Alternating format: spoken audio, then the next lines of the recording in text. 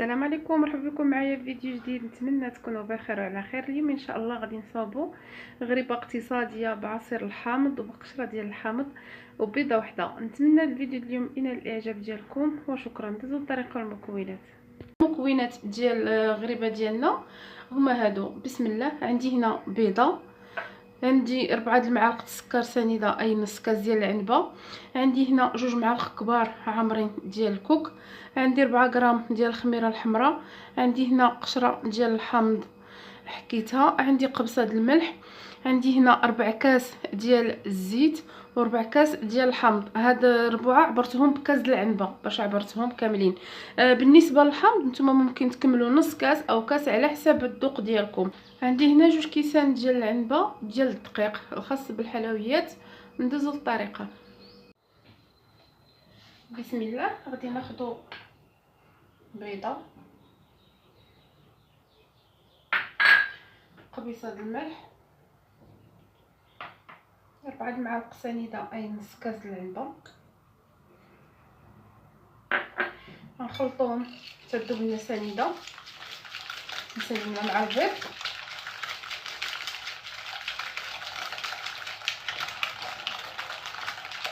غنزيدو الزيت 4 كاس د العنبه. انا راه عبرتهم بالكاس د العنبه، عاد رديتهم هاد الكيسان الصغار. قشره الحامض،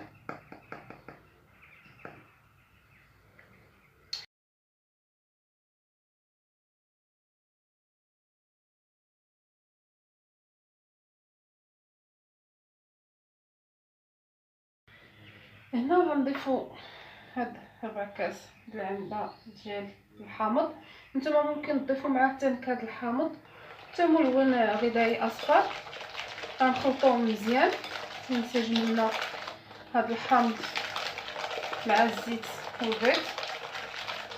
من بعد غنبدا نزيدو الدقيق مع الخماره، الكوك 2 معالق كبار عامرين، نخلطوهم مزيان. حلوه اقتصاديه دغيا كتوجد.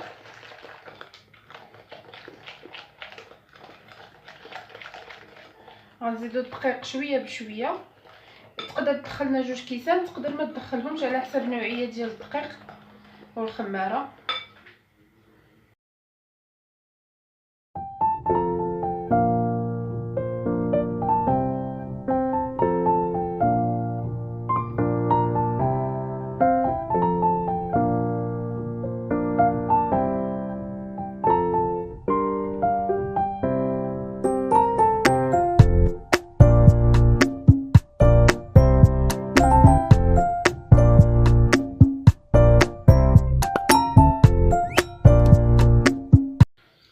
هذا هو الخليط ديال الغريبه ديالنا، هو هذا. انا غنخليها في الثلاجه واحد نص ساعه، عاد ندوزو نكوروها ونفندوها في سكر كلاصي سبيسيال ونتلاقاو من بعد ما دازت نص ساعه على الغريبه ديالنا هي هذه.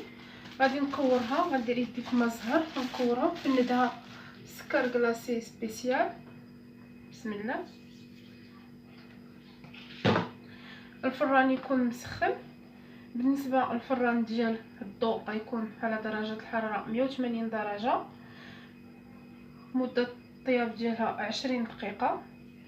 بالنسبه للحجم نتوما اللي كتحكموا في الحجم، يا كبير يا صغير.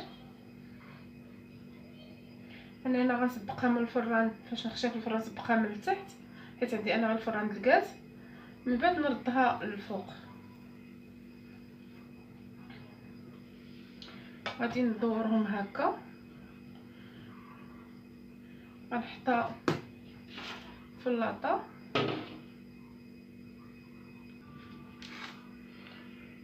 غنبرك عليها شويه بصبعي ولا بالمعلقه. انا غنستمر على نفس الطريقه.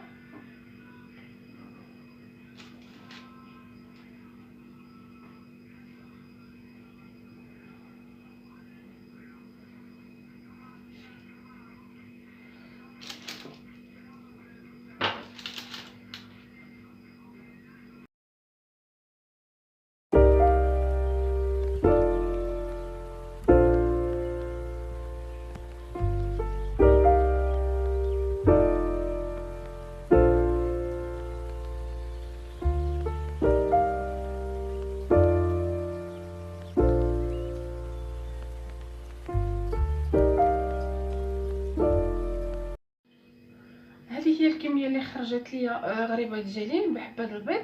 دابا غندخلها الفران مسخن من قبل، غنحطها من التحت حتى تبدا تشقق ليا، عاد نردها الفوق تكمل طيابها. بالنسبه للفران ديال الضو كديروا الحراره على 180 درجه مده 20 دقيقه، ونتلاقاو من بعد ما طيب. هذه هي غريبه ديالنا من بعد ما طابت، غنخليها حتى تبرد عاد نحيدها من لاطا. النهائي ديال الغريبه ديالنا من بعد ما بردت شويه. نتمنى تجربوها، اقتصاديه كتوجد تقريبا في ساعه. نتمنى انكم تجربوها. اللي كيعجبو الحامض هانتوما كتجي على هذا الشكل، كتجي هشيشه ومعلكه من الداخل كما كتشوفوا رطبه. نتمنى الفيديو اليوم ينال الاعجاب ديالكم وشكرا.